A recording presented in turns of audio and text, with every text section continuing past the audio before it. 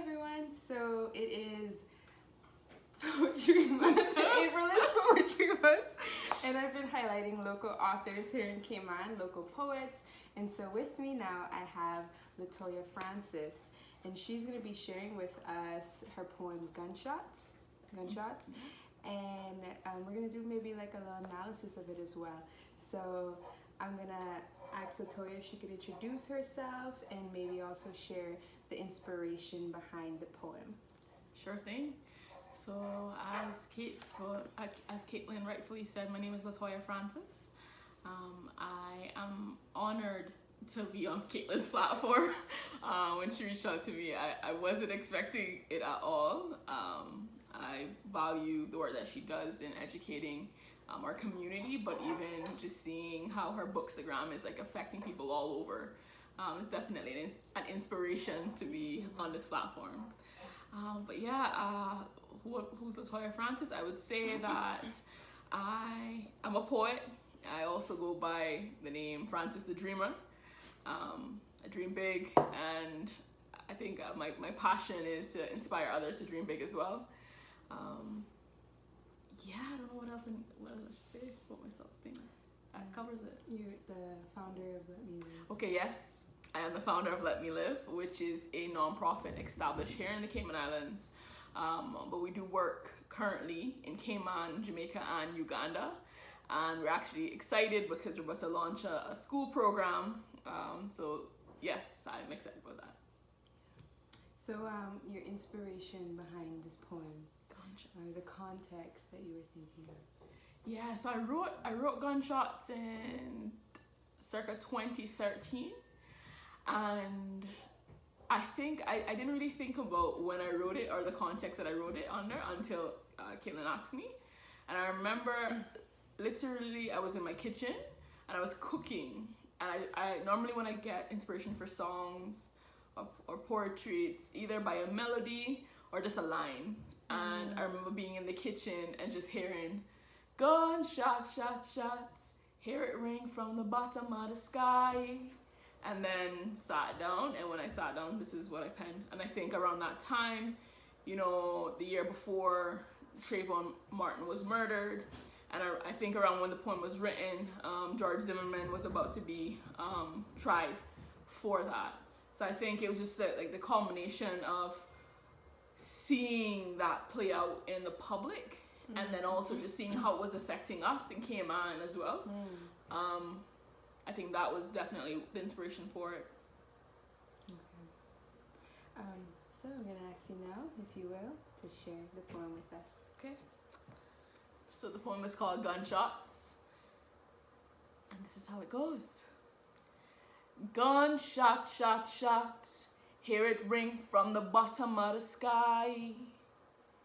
Gunshot, shot, shots, as a result, mothers left a cry.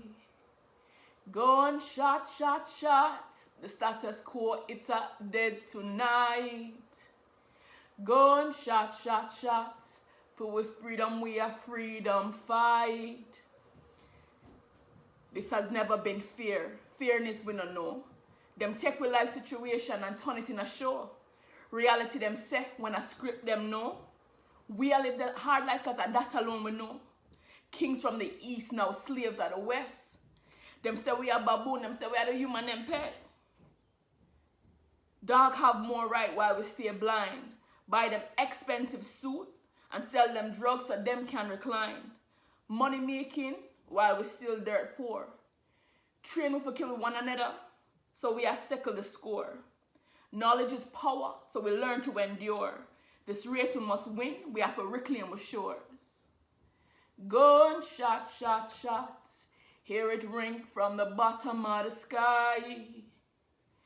Gunshot, shot, shots, as a result, mothers left a cry. Gunshot, shot, shots, the status quo, it's a dead tonight. Gunshot, shot, shots, for with freedom we are freedom fight. The dawn of a new day has dawned. No longer will we sit by the wayside and mourn. We are the change we have longed to see. We're fighting a fight that is mental, you see. In that warrior, the only grenade is truth and love. Would we tank a knowledge? We are lazy to the grudge. AK's line with liberation to the new age.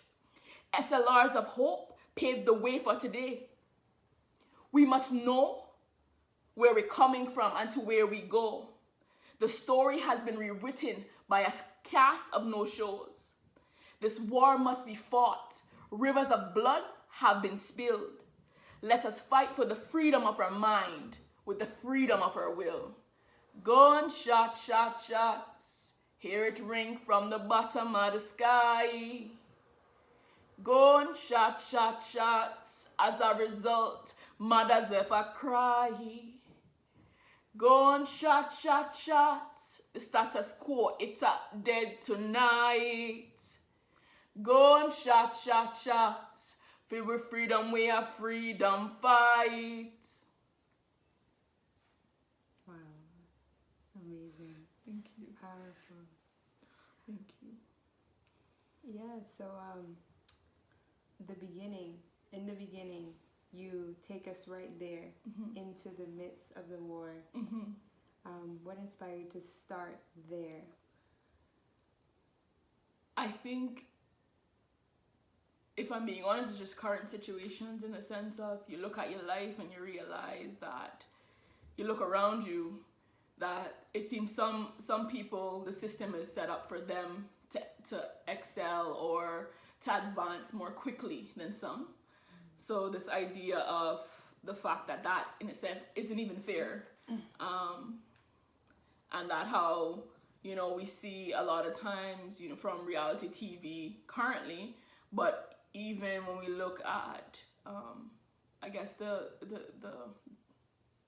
situations that some of our youth find themselves in, and how it's so easily to take it as something that is broadcast for the media's use, even Trayvon's murder, like using that as a way to commercialize, you know what I mean? Exploit his image and profit off of it. Yeah, that's true. That is true. So I think it was just like kind of looking at situations in that light that inspired that. Okay.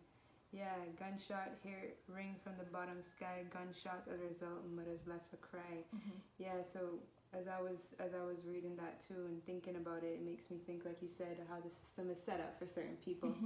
And I think that goes back to like colonization, and the root of that is colonization and exploitation. And I'm just thinking about those who are impacted or colonized, just the violence that gunshots, the violence that they have to endure and suffer from at the hands of the state. And that could look like policing, as you mentioned, with Trayvon Martin, and even policing in other parts of in the Caribbean as well. Thinking about poverty as another form of violence that the state has, and just the dehumanization of black and brown bodies, and so, and indigenous bodies as well, people. So, but then you contrast that. So the chorus is like, you have two lines and you see the state violence, and then two lines that speak about liberation. And I really liked how you use contrast throughout this poem. So it says, gunshots, the status quo, it are dead tonight. Gunshots for we freedom fight. And I think that's so powerful. Like, what was used to destroy us has now become like a symbol of liberation as well. Yeah. And this idea of like not staying, because I think a lot of times you either become passive or indifferent, and I feel like with what we're seeing and even how the world is reacting right now, there's no room for people to be passive or indifferent. You either choose to stand up and to fight for those that don't have a voice, and realizing that if you don't fight for those that don't have a voice, at some point your voice might be taken away from you. So I think for me, like that's one of the reasons why I felt it was important at the time to not only talk about like you say, like the violence that's being perpetrated, but also talk about the change that we want to see happen. So like a challenge. And I was just talking to somebody about that today, like how they feel that fear has crippled a lot of people. And I think about how the Bible says that, you know, love, it contrasts love with fear. Yeah, So covers a multitude. cast out fear. They casts out fear. Yes. Yeah. And so the revolution must be love inspired. Yes. George Jackson says. And so I think that's so important, that love will, the love for our people, the love for humanity will help us to push through that fear. Yeah. And I think, I don't know if, but in one of the lines in here, this idea that love and truth is the only grenade in this war. Yes. You know? Yes. So you go on in the first chorus, the first like stanza after the chorus. This has never been fair, fairness we not know. Then take with life situation and turn it in a show. Reality them say when a script them know. We have lived a hard life cause of that alone we know. Yeah.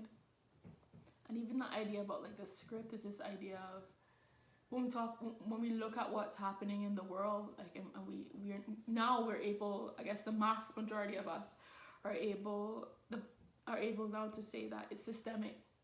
And for, at least from my humble point of view, for systemic injustice to persist, there has to be two roles being played: the role of the oppressor and the role of that person being oppressed. And so when we talk about a script, it's more so of they're trying to create this state of reality for us, which is their reality. So it's not reality as I would say God would have it. They're just following the script that was created for them, the script that makes them win, you know, that makes them live comfortably. Yeah. And as I was thinking about that too, I was thinking about politicians. I was thinking about how I was reading in Born for Dead, just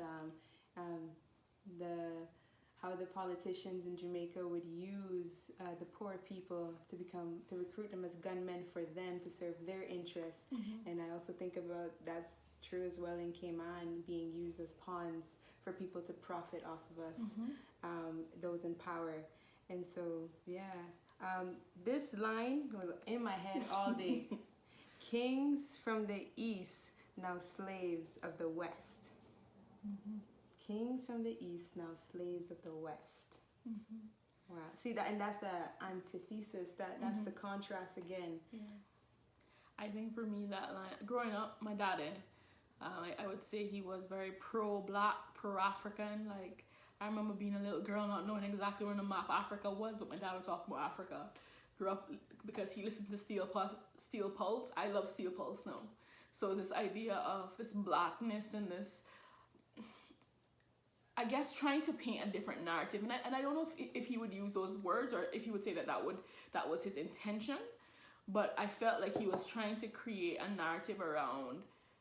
Yes, I know you see on the screen a lot, you know, the representation of what you look like you don't see, but I want you to know that we need to go back to Africa. Like we were great men and women in Africa and of African and of that ancestry. So I think for me, when writing that line, it was just like, you know, if we really trace our heritage, who knows who we were before we boarded those ships, you know? Yeah.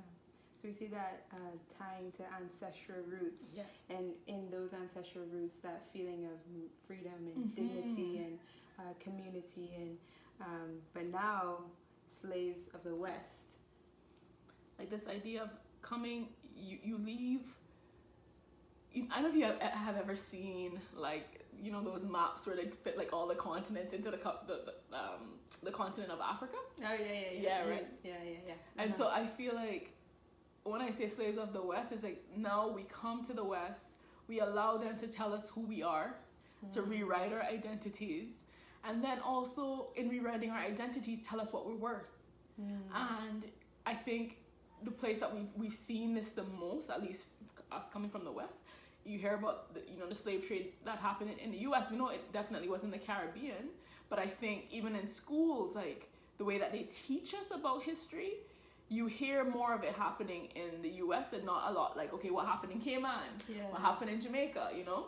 Yeah, and from what I remember, the majority of the slaves ended up in the Caribbean and in like South America, and so yeah, and that's a huge part of who we are as Caribbean people, and that impact of capitalism and colonialism that we still have to struggle against today, even if a country is independent.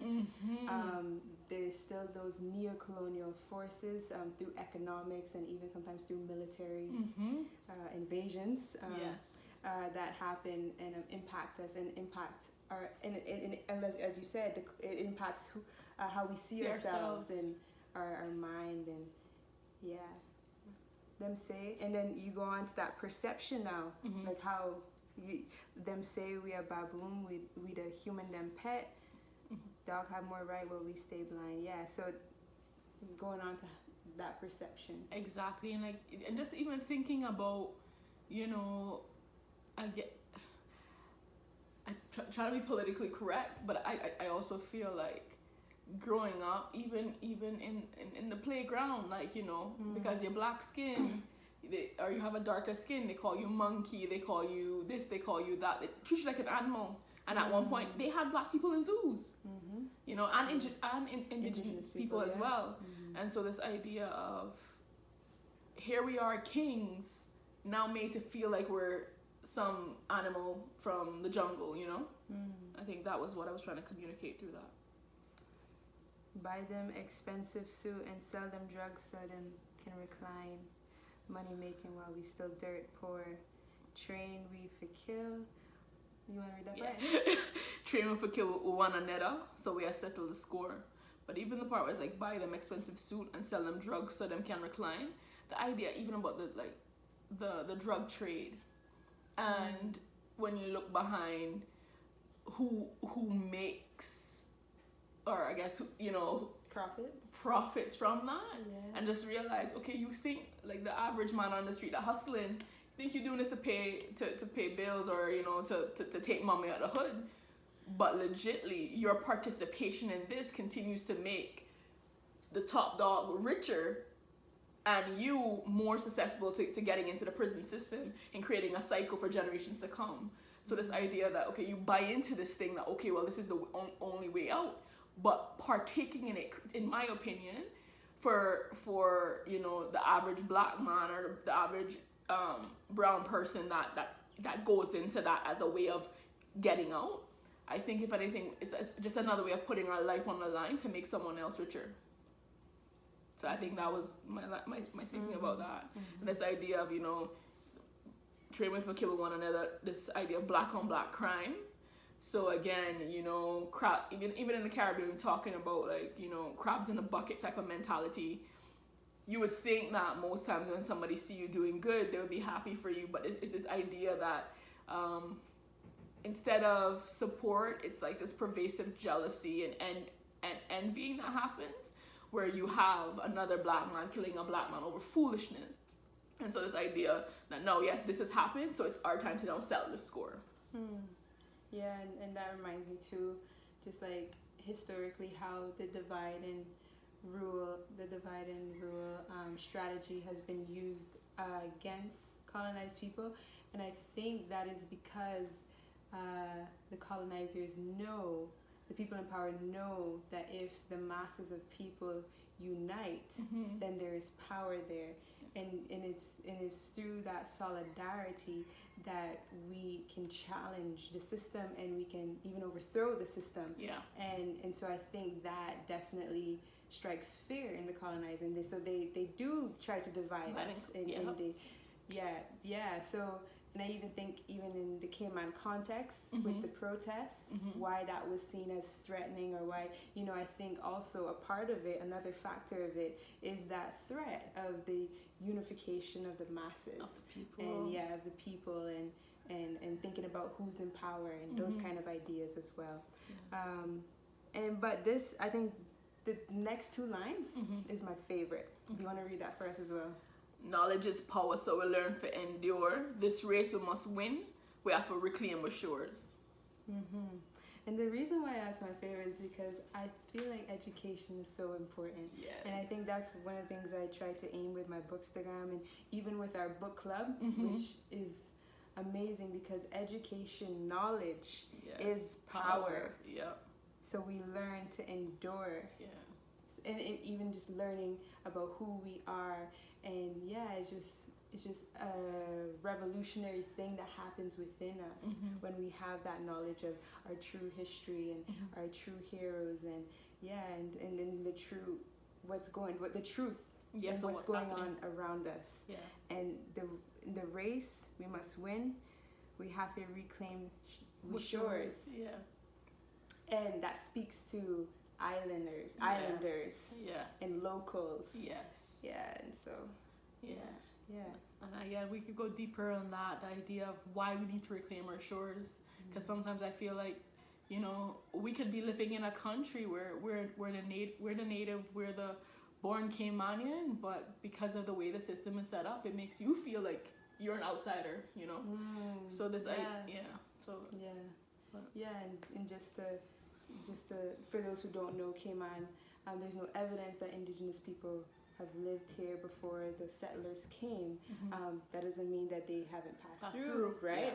Yeah. But yeah, I also think about indigenous people like where they have been marginalized in their own country, in settler colonies like Canada, in the United States, Australia. Just thinking about the reclaiming of their shores as well, and the relinquishing of the land to them. Just thinking about that as well. The dawn of a new day has dawned. No longer will we sit by the wayside and mourn. We are the change we have longed to see. We fight in a fight that is mental, you see. Yeah. And again, in that, it's just this idea of awakening to the fact that nobody's coming to save us. Like, the change that we're waiting to see, it lives within us. Yeah. Right. And knowing that, I think when we look, going back even up to the two lines that precedes this, is knowledge is power. So this idea of, you know, the fighting that we're fighting has to be mental. So I feel like if you can keep a person believing that they're less than, that they don't belong, they will forever be oppressed and forever be a victim. But when we can change the narrative and make a person realize the power that they come from and the power that still lives within them, that becomes a very dangerous man. Or woman. A person, and that line there, that's the line. In other warrior, the only grenade is truth and love. So this idea that the thing that's going to cause people to stop, because, you know, I think about you watching these war movies, somebody throws a grenade, it blows stuff up, and like you almost have to kind of jump back to realize what's happening. But it makes you stop and pay attention. And just like you said at the start of our convo, is this idea that it is love that's going to really bring any type of liberation, being able to love ourselves as we love God, and just as much as we love ourselves, we need to love our neighbors, and love our neighbors enough to know that if you are the oppressor, free them up, you know what I mean? So yeah. Oh, and the truth part too, I think, just to tap into that, this idea about what we teach our kids from the time that some people talk to their babies from the belly, but from the time that your kid can walk and understand and learn and comprehend, it's the power of teaching them truth from that age, and then hoping that we would elect leaders and put people in offices of power that is able to ensure that, almost like be a gatekeeper or a guardian of ensuring that the truth is shared. Because, I don't know, you're a teacher in our high schools, you see kind of the lack of understanding that a lot of our students have. And I work with students in a more limited capacity, and I can tell, like, you have students who are thirsting to know more about Cayman, know more about, you know, why they're in this part of the world, but just sometimes it seems like our school systems don't do enough to make that happen. And with that tank of knowledge, Yeah. lay siege to the grudge. AK's lined with liberation to the new age. SLRS. Yeah, of hope pave the way for today. And I was just thinking with that line, those two lines, the concept of violence in the revolution. Frantz Fanon in The Wretch of the Earth. One of his first lines is, the decolonization is always violent. And just thinking about liberating ourselves through the use of violence, and also reimagining what violence can look like as well, and knowing that there's other forms as well, in terms of boycotting and strikes. And but yeah, it's just interesting. What is your take on violence in the revolution? Violence in the revolution. I think, if I'm honest with myself, I don't see any type of freedom that comes without some type of violence. And of course, we're not calling people to the streets to do anything crazy. I think if anything, it's just a reality check that it might not be violently going and shooting up somebody, but even when we're dealing with trauma, like healing from trauma sometimes feels like a very violent thing that happens, because you have to relive the trauma that happened to you in order to come to that healing place. So for me, when I think about and even just capitalizing on this idea that the war that we're fighting is mental, it's getting people to realize who they are. And so it's a consciousness building. Yes. And so for me, when I think about what that violence look like, I think it's necessary. And why I say it's necessary is because when trauma is perpetrated, it's violent. And I feel like for someone who has experienced trauma in their life and is passionately and intentionally walking through healing from trauma, that's a very violent process. And so yes, I definitely think it's necessary. We must know where we're coming from and to where we go. The story has been rewritten by a cast of no-shows. This war must be fought. Rivers of blood have been spilled. Let us fight for freedom of our mind with the freedom of our will. Yeah. Beautiful. Yeah. I think a lot of times, like I said, sometimes I feel like when we see the injustices around us, it can be paralyzing. Like you said, you're going to talk about people being paralyzed with fear. I also want to make a correction. Okay. I don't know if I want to use that language. I think it's a very ableist language, and I was thinking about it as I was saying it, so I definitely want to switch that language. Okay. Yeah. So how would you say it? So I think that fear prevents us from accomplishing what we need to do for liberation. That works better for me as well. Yeah. And I think when I think about it in that way, it makes me realize that a lot of the times, if we are able to use what we have, even as little as it may be, sometimes I think some people joining the revolution might just be resharing a story. Somebody's post on Instagram in their story. It may be having a conversation with someone that they would normally have a conversation with, and using that freedom that you have in your willpower to do that thing. I think in doing and making those small steps, that's where the freedom of your mind comes. That's where you're able to it's a journey. Yeah, it's a journey. Bob Marley said to emancipate yourselves, right? So it's a journey. But if you would like to hear more from Latoya and myself, and also Casey's one of our next friends, we have a book club, and we are very intentional with education. And so please join us, and I'll put the details in the caption. It's the Let Me Live through her organization, the Let Me Live organization. So thank you so much, Latoya, for sharing your poetry with us, and also for sharing your thoughts. Really appreciate it, and it was powerful. Thank you for having me.